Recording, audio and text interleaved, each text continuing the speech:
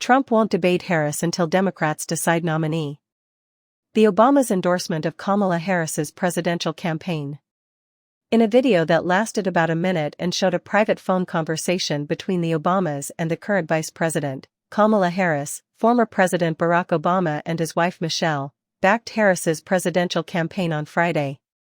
Obama contacted Harris to tell her that he and Michelle couldn't be prouder to back her and promised to do all we can to help her win the race and take the oath of office.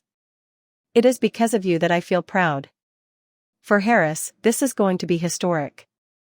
She was the former First Lady.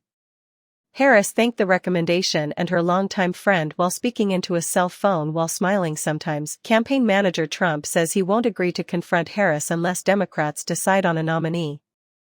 On Thursday, the Trump team said that Republican presidential candidate Donald Trump has turned down a request to debate Democratic competitor Kamala Harris, citing the fact that Harris had not yet been formally proclaimed the nominee of her party.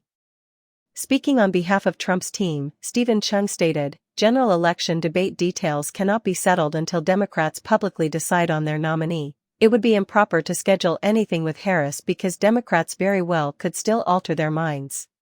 His remark was accompanied by the statement Harris will not be silent following frank discussions with Netanyahu over the suffering in Gaza.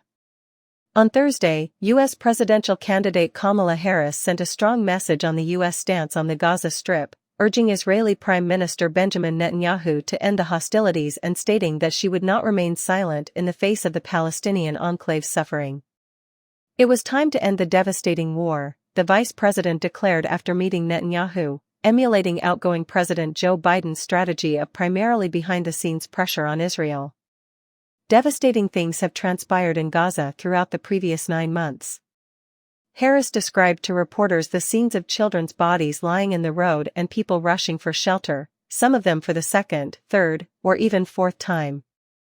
"In light of these catastrophes, we must not turn a blind eye. We must not turn a blind eye to the pain. I will not remain mute."